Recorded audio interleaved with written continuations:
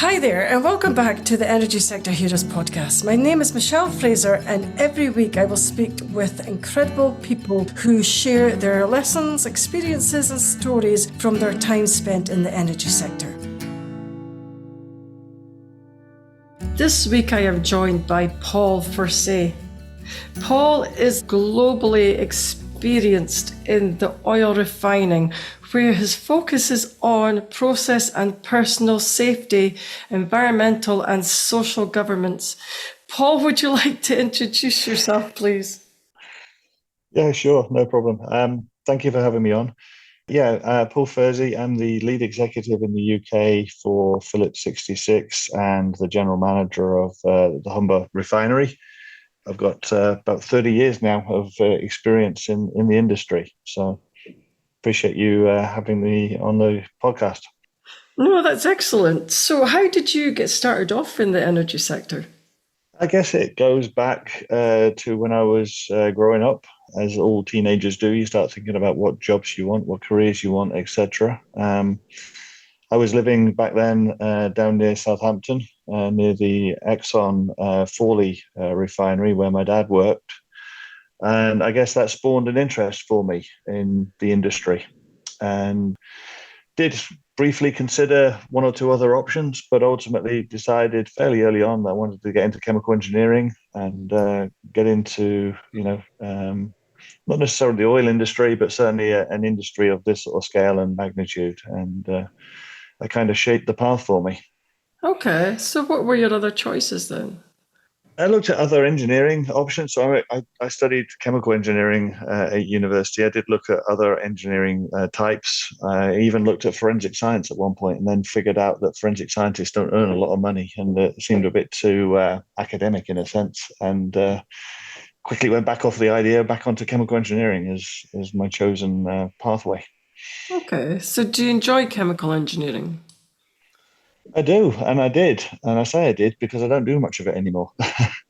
Chemical engineering was a pathway for me to, go through university and then get into the industry and did, various roles early on in my career where I was using those skills, as part of my day-to-day job. But as you progress through a company, through an organization, and I've been with the same company for the whole 30 years nearly, and we can talk a little bit more about that, I'm sure we will. But as you get higher up into the organization, those initial skills that brought you into the industry become less and less relevant as you get more and more into the management side of things. So, I still do enjoy it. But if I was given some of the university style questions right now, I think I'd have a panic attack and not quite know what to do with them.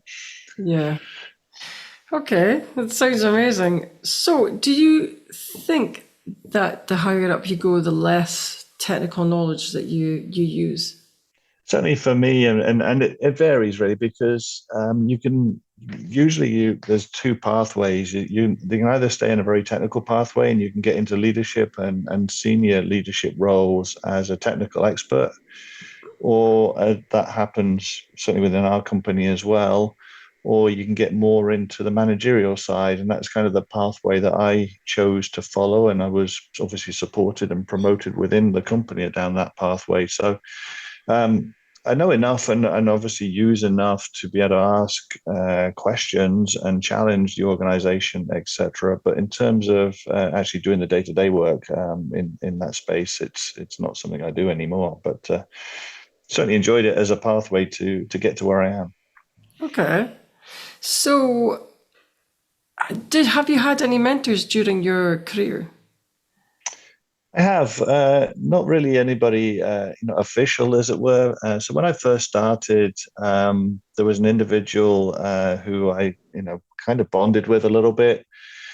It just happened geographically. We lived in a similar area, so we used to carpool. And he was in the process safety side of the business, and I certainly looked up to him a lot and bounced ideas off of him. And he was an unofficial mentor for me, but certainly somebody who had not just technical, but sort of behavioral characteristics and style characteristics, which I liked and wanted to mirror a little bit. And that's something I've found through my career as well. When you're working with different people and different supervisors and managers, that you You identify traits within him that you think I'd like to repeat that or follow that type of style, or others where you think no, I don't think that quite works, and adapt your style and your traits based around either official or unofficial mentors along the way. But yeah, it's important to have a mentor as you go through your career, somebody who's not necessarily got a vested interest directly in you in terms of supervising, but certainly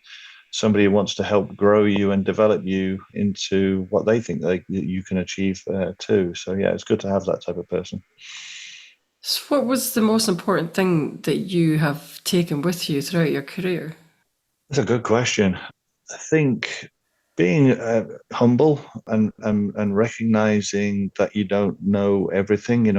My role now, I have 700 people working for me, and I can't do, and I've never done all of their roles and jobs along the way. And so understanding that you can't be an expert in all things. Yes, I've got a chemical engineering background, but when it comes to mechanical engineering questions or finance questions, but those types of things, I'm nowhere near the same expert, and you can't possibly be, right? So recognizing that you have individuals and teams within your organization that have those skills, knowing enough to be able to again question them and challenge them and motivate them and those types of things, but recognizing that you can't do everything and you can't possibly be an expert in all spaces, and you've got to let your team contribute in the way that they can to the success of the business.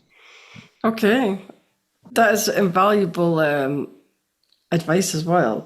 But you were saying that you have managed, well, you are managing 700 people. That is quite a lot. Is it different managing a lot of people, a large amount of people, than it is managing a small team? Do you use the same tactics, or do you do anything different?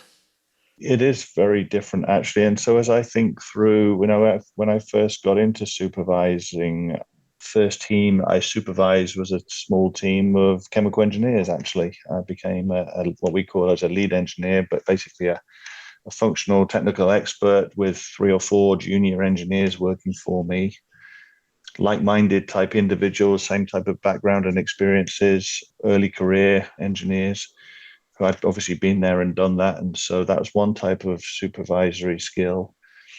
Then I moved into an operations role back in the, when would it have been, mid 2000s, as a shift manager. So I then moved to doing shift work. Mm-hmm. And the operators that were working for me, I'd never done their jobs. And then also I was in a second level supervisor. So supervising through other supervisors then starts to become more important and more of a challenge. Even with that scale, though, it's possible to get to know your organization. I had about 65 people working for me at that point overall in the 2 layers. But you can get to know people, get to know them as individuals and those types of things, which again helps with motivating an organization, building that rapport and that trust with them.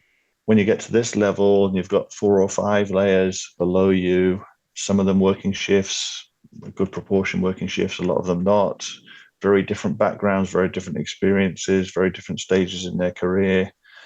It is a much bigger challenge to try and to supervise. You can't supervise all the way through, and it's about how you cascade messages down the organization, how you again still create opportunities for the organization to engage with either me or my leadership team as individuals to get to know them a little bit more. But when you've got 700 people, you can't know them to the same degree as you can with 7 people, right? And so it becomes more difficult, and communication through the different layers becomes more difficult. But you have to put more and more time into doing that. And so in my day job, as it were, I'm spending most of my time communicating with people, spend very little time actually doing stuff, as it were, or working on my own.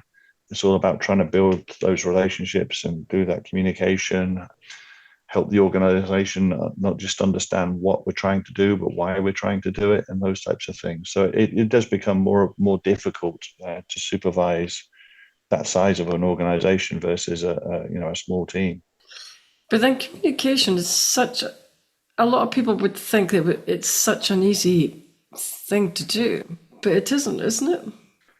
No, it's not. And we often hear back from the organization about communication, and oftentimes it can be it's either too much or it's too little, or it's email and I want verbal, I want face to face, I want video. Everybody wants different levels of communication in different ways. And again, there's not a one size fits all solution to an organization of that size that works for everybody. And what works best, though, is face to face communication, and it's communication between individuals and their supervisors. But again, you've got to put that time and effort in, because if I've got 700 people working for me. They're in probably 150 different teams. If I spent an hour a week with every team, that's 3 years to get around them all, right? It Mm. takes, you've got to put the time and effort in on a daily basis. And my role actually means I don't actually spend as much time at the refinery where I'm based as others do, because I have other responsibilities as part of my job, which takes even more time and opportunity away from the direct organization. I've had one or two people say to me, we don't see you, and I understand it from their perspective. One of the big things I learned when I was on shift, and took this as a takeaway, is if you think about 168 hours in a week, as day workers, we're maybe doing, let's just keep it simple, say 42 hours, that's 25% of the time when we're here. The shift team are here 75% of the time when we're not here as day workers. That creates a big void and limited opportunities to interact with them as individuals. And so, whilst we think we're out a lot communicating with them, from their point of view, they're only seeing us once every few months, in a sense. And so, it's a very different challenge there to bridge those gaps, because you tend to think about communication with all the people you're communicating with on a daily basis, but it's those other layers and those other positions that's more challenging to deal with and work with. Okay. It's quite amazing that you would say that some people would say that they never see you. That's quite surprising, Mm-hmm. especially at your level. I would. It is, but because they are, half of that organization are on shift. And so they're only here 25% of the time when I'm here. Mm. And then because I have other responsibilities, and I can't be out and about on the site all of the time, that does, it very quickly shrinks those opportunities down. Do you think that that affects team morale, though?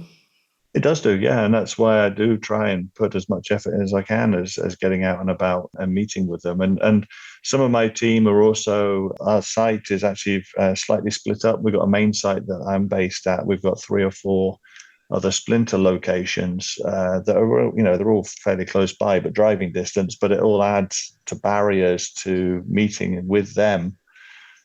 And there's an element as well about how much, and they have a lot of value, of course, in meeting with me as a refinery manager, but I'm not the only person they can talk to, too. So, how do I use my leadership team to fill some of those gaps as well, so that they aren't just relying on seeing and hearing and interacting with Paul on a daily basis? Okay, that's amazing. So you were also saying as well that sometimes people were saying that you can have too much communication. Is that Mm-hmm. really? Can you even have that? I've never heard that before. You can. I mean, it depends, right? Some people want to come to work, do their job, and go home, and they're not necessarily interested about other things outside of the business, or what's impacting the business and influencing the business. Some of those, and whereas others have a thirst for that type of level of information, and so. Um, I'm sure you have heard about people complaining about having too many emails and those types of things, right? And it's not just having too many emails. It could be, for some people, the content's too much, other people, the content's too short. And so, part of our tactics is not just communicating one thing in one way, it's multiple forms of communication, multiple opportunities for people to find things out in ways that are beneficial for them. And it's a little bit like personal life as well, right? Where some people read papers, not so much anymore. Some people go on social media. Some people watch the news. People want to get information in different ways. And it's the same type of challenges within an organization. I think so too, actually. I think so too. So, what is the most challenging thing about your current role? Most challenging thing, I think it's trying to pull different perspectives together, get different stakeholders aligned and engaged with a direction and a pathway that we are on. So, as a refinery, we're a traditional refinery in the sense of buying crude oil and making products that people use, whether it's for transportation or for precursors for plastics and everything else that is associated with processing hydrocarbons. But we also are in a space where we are processing renewable feedstocks, making sustainable aviation fuel. We make a special form of carbon that ends up in electric vehicle batteries. And so we're part of an energy transition. And as as well as working out and trying to find ways to reduce the carbon intensity of the products that we produce that society needs, how do we reduce the carbon intensity of our business? And to do that, we're looking at carbon capture storage and we're looking at hydrogen refueling and some of these other technologies. And they all are expensive technologies that will add costs to the business, which decarbonization is not something we can do as a society without being willing to pay for. And when it comes to then paying for that, I need to convince my leadership team in Houston, shareholders, investors within the company to invest in a decarbonization project.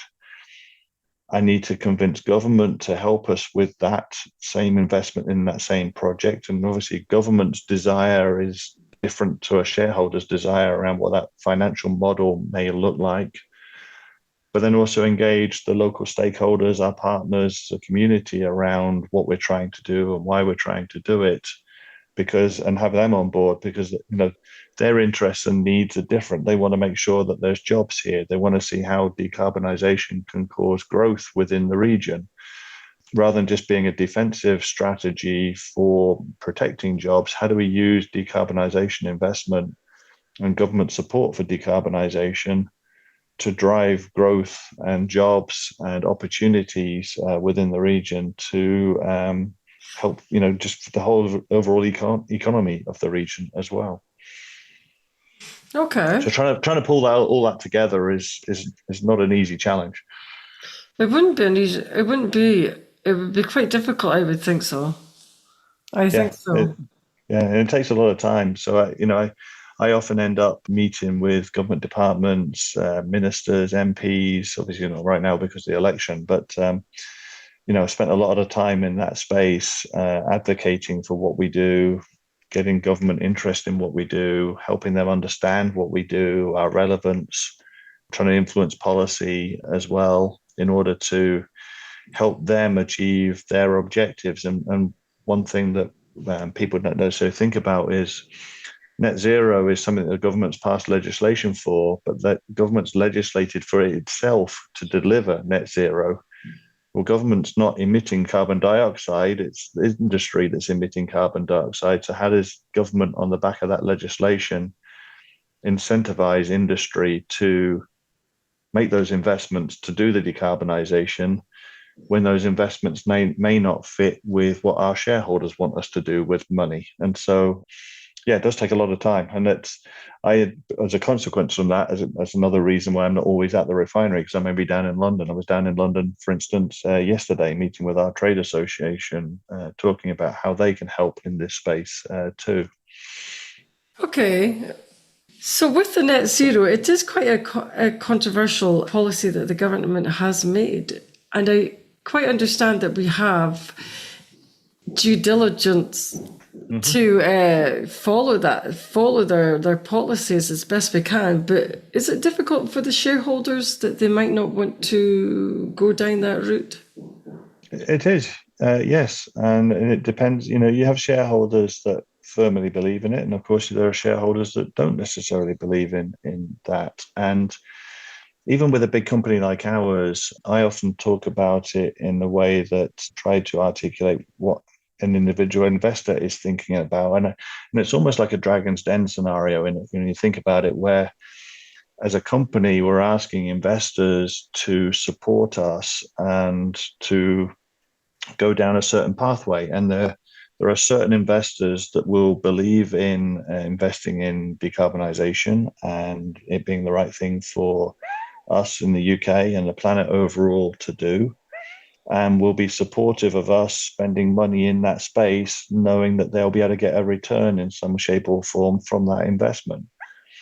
But there are other investors who will be thinking, well, if I invest in a decarbonization project, I might get a 10% return, but if I invest in some other fancy project, I might get a 20% return. And if I'm going to give you a fixed amount of money, why aren't you going for the 20% return project versus the 10% return project? And it's that type of thinking that each individual investor is doing. And they may be just a shareholder, or they could be a pension fund who's supporting the business. You have a lot of big banks, etc., investors in companies like ours. And they all have slightly different perspectives, and what's relevant and important to them as entities or individuals influences the way they support those decisions. Okay. So how do you try and convince them that, do you even have to try and convince them to work on net zero projects? Not directly myself. I mean, through our company and the work that we do in, we're a US listed company. So the work that we do through Wall Street with investment bankers, etc., there's a whole degree of a lot of effort that goes on in that space. And a lot of the time, those conversations can be almost just like testing the water and sort of, we're thinking about going this way as a company, how would you react, and things like that. And so there's a lot of conversations that go on in that space. But at the end of the day, an investor wants to get a return on any money they give us. And how do they, as I said, they're going to want slightly different things. But ultimately, if investors don't like the strategy and the direction a company is going, they won't give us funds to do those projects, and share prices drop and those types of things. And they'll take the money away and go invest in different companies instead, because at the end of the day, they have a finite amount of money they want to invest too. So that's why I try and use it as almost like a dragon's den type conversation, because it does make it feel a little bit more real for people to understand how that thinking happens on a broader scale for a company even the size of ours. Okay. I think that is amazing though, but I think it would be still quite difficult conversations to have, even if you were still having them via a Dragon's Den type of scenario. Yeah, absolutely. Yeah, absolutely.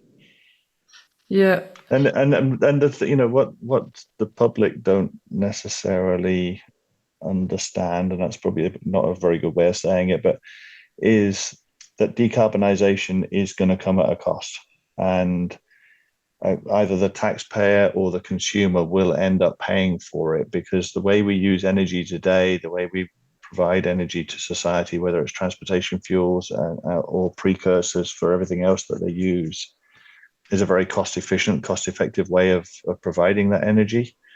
If you think about, we're talking a lot about using hydrogen in the future, and potentially electrolysis of water with renewable wind to make, separate the hydrogen and oxygen into the hydrogen. You're using a lot of energy to split that water molecule up into hydrogen and oxygen, and then you go burn the hydrogen to turn it back into water. You're taking a very stable molecule and splitting it to then put it back together again. And that is obviously a lot more energy intensive than just using fuels that are already there in very energy dense supply streams today. So, and then carbon capture, capturing CO2 out of the atmosphere, that's a very energy intensive process as well. And that all comes at a cost that somebody ultimately is going to have to pay for. And then when we think about electric vehicles, the government today takes about £40 billion a year of revenue at petrol stations from fuel duty and VAT. if we're all driving electric cars in the future, where's that £40 billion of revenue going to come from that the government's going to have to find in order to provide the services it has? So there's a cost in everything that in everything we're trying to do in decarbonisation, and it's how far will society be willing to pay for those costs in order to deliver the environmental protection that we need to provide for the planet, because we can't continue to do what we've been doing in the past. We just got to figure out what the right solutions are in the most cost-effective way. Do you think that the general public is going to end up paying for the net zero in one way or another? I do, because as I say, it is going to cost, and so if the public isn't going to pay for it, who is going to pay for it? And if you talk about, let's just say it doesn't get passed on to consumers, and it just becomes more of a cost burden for us as a business here in the UK, for example. We incur a lot of cost that makes us less competitive versus a refinery that's somewhere else on the globe. And because decarbonisation is going to happen in different timescales and to different degrees on other parts of the globe, adding cost to my business here in the UK makes us less competitive, which makes it harder for us to supply the products that the consumers need in a cost-effective way. And so the consumers will be buying the products from imports instead. Ultimately, what that leads to is a loss of production capability within the UK, a loss of jobs. And really all we've done is offshored those CO2 emissions and those decarbonisation problems to elsewhere. You've only got to look at electric vehicles. They're more expensive to buy than a petrol car, and more expensive to run. They've only worked and got to the position they've got to today with subsidies. But those subsidies will go away. Okay. So you think that it's going to be more expensive to run an electric car than a petrol car? In the future, it will be, as I say, because that, if nothing else, that £40 billion of revenue the government's getting today is going to have to come from somewhere else. So, are they going to put that £40 billion of taxation onto electric vehicles in the future, or electricity for electric cars in the future? I don't know, but it's going to have to come from somewhere. Government can't sort of take a £40 billion hole in its budget, can it? No, but that could be quite huge then. Yeah. And it's not a conversation that's being talked about. Because just even thinking about that, because obviously your electric cars, you would need to take the supply off your general electricity from your house. Mm-hmm. Yeah. But then the electricity, I mean, I know in the UK, because we're talking from the UK just now, I know that that the electricity prices are quite really high. Yes. Mm-hmm. Very high just now. Yeah. So could that could get worse and worse then? It could do. I mean, they may choose to structure it differently. They may put it on an annual road duty type basis, or maybe there's a way of, maybe in the future there'll be a way of measuring how much electricity is supplied through chargers for vehicles, so that you're not taxing the whole electricity supplied to the house incrementally. You're only taxing the use of electricity for vehicles incrementally. But some way or another, the government is going to have to find, and I say the 40 billion, that's the total duty and VAT they take at the pump today. In the future, there'll still be some cars on the road that are using fuel. So it won't be the full 40, but the vast majority of that £40 billion is going to have to come from somewhere else. Okay, because I was just thinking, I'm kind of electrical engineer, and I'm just thinking, can you even distinguish between normal use and what you're using to power up your car? I don't think so. I don't think so. And then you've got the whole challenges as well around, if you're not living in, if you don't have your own parking space, if you've not got your own house, maybe you're in an apartment, maybe you've got on-street parking. How do you manage all that? It's going to be a challenge for us to figure out. It is. It's a lot. It's a lot to think about as well. Yes, I do agree with that. So I'm going to ask you: Have you had any career disasters then? Career disasters. I don't think so. No, I mean, I'm quite sure. I mean, you're coming from, but I mean, there's been odd days that have not necessarily had a good day, or there may have been, or messaging or communication's not quite gone the way I thought it was going to go, and things like that. And you think, I wish I could repeat that conversation and start it again. I wouldn't say career disasters in any shape or form, and I've been very fortunate. I've been with the same company now, as I said, for nearly 30 years. They give me lots of opportunities. Some of the moves I've done along the way have been sideways moves, but they're all in service to growing the breadth and the capability in order for me then to advance further on. So no, I don't think I've had any career disasters as such now. That sounds amazing, actually. So, do you have any advice for any new graduates coming into the energy space? Yeah, I think a couple of things. I think as much as the rhetoric is out there, we've just spoken about decarbonization, etc., but there are still millions, if not billions, of people on this planet that use less energy than most people's fridges. And so there's a lot of people on the planet that still need energy and are going to need energy in the future. So one thing is this business is not going to go away. As much as people want to just stop oil, as it were, it's not anywhere near as simple as that, because we've been using hydrocarbon in one form or another for pretty much since the Industrial Revolution. And you can't make an electric car without using hydrocarbon either. So, for graduates, this is an interesting industry to come into. It's a time of change. Energy transition is creating a lot of opportunity for us. So we need talent from that point of view. But then once they come into the industry, I think there's an element of being patient as well. I mean, I do see this not just within our industry, but across the board, where graduates come in and they think that after 6 months they're masters in a certain topic and they should be ready for their next career move or promotion. And the reality is it does take time for people to become effective and efficient. But once they're at that point, you need them to deliver for a period of time before you then move them on. And so I think I always talk about being patient with people because they want to rush through their careers, and those times that they spend in the different roles is all about giving them experience and breadth and wisdom that they can then use to be more effective later on in their careers. Okay, and that's really important advice as well.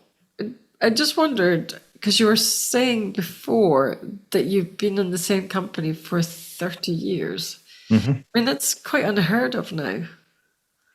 It is. It's different, isn't it? And you think back, a few hundred years, and people's names were derived by the type of job they had, like Schumacher. It's things like that. And yes, nowadays it's unusual for people to spend this much time in a company. And I think if again talking about graduates, right? If you speak to them about, hey, you might be here for 30 years, they would kind of think of that as a life sentence or whatever. But no, I've had a lot of different experiences within the company. I've worked here, I've worked in the United States twice. I spent a lot of time, as I said before, living or working in London too. And I can honestly say throughout my career, there've not been many Monday mornings where I've thought, oh God, I've got to go to work. I've actually enjoyed the jobs I've had, the roles I've had, the opportunities I've had. Been very fortunate in that regard. And not felt the need to necessarily go looking for things elsewhere, because I felt that what I've needed have been available to me in with this company in this role, in the roles I've done along and through my career. Okay. Do you think working abroad has actually benefited your career? Oh, it has. Yeah, definitely. And not just my career, my family too. You get feel for, if you work on one site, one business, one location, you get very much sort of blind or blinkered by how that site, that business works. Working abroad, different cultures, different working environments, even within the same company, you get to see different ways of doing the same things. That gives you ideas that you can then share and use across the company to drive best practice. I can take wisdom and knowledge that I've got to deploy it elsewhere and vice versa. So yeah, definitely. And so I spent 5 years in Houston in our corporate head office. That gave me a lot of experience and knowledge around how a corporate environment works. And then I also spent 3 years at one of our refineries out in Los Angeles as well. And that was a very different cultural experience, not just California versus the UK, which is also different to Texas as well versus the UK, but very much a heavily unionized site. This site's not unionized. So just getting to work in different environments with different people, different perspectives, different backgrounds again, definitely just, again, it all comes back to that breadth of experiences that you can then use to become more effective as a leader. Okay. And that is excellent advice as well. So I'm going to ask you one maybe final question. Ask everybody this. If you could turn back time, would you change anything? I don't think I would. No. I mean, it's very easy to say. There's one or two things along the way that I would have liked to have been a little bit different. So I mentioned there about being in Los Angeles. When we went out there, it was 2019, and then COVID hit. And so that created a lot of family stress and things like that. But at the end of the day, my wife and I had a fantastic experience out there. So there's a few things like that along the way. But no, I mean, the decision to do chemical engineering, the decision to I went to Bradford to do my degree. I met my wife there, and even from those decisions and then through the pathways along my career, no, I don't think I would change anything. To be honest, I've been very happy along the way. It's given me a lot of personal and business satisfaction, as it were, along the way. Okay. That's amazing. Sounds amazing, actually. I'm glad that everything's worked out for you, actually. So that's all the questions I have today. I would like to thank Paul for your time. That brings us to the end of another episode. Thanks for listening, and see you next week.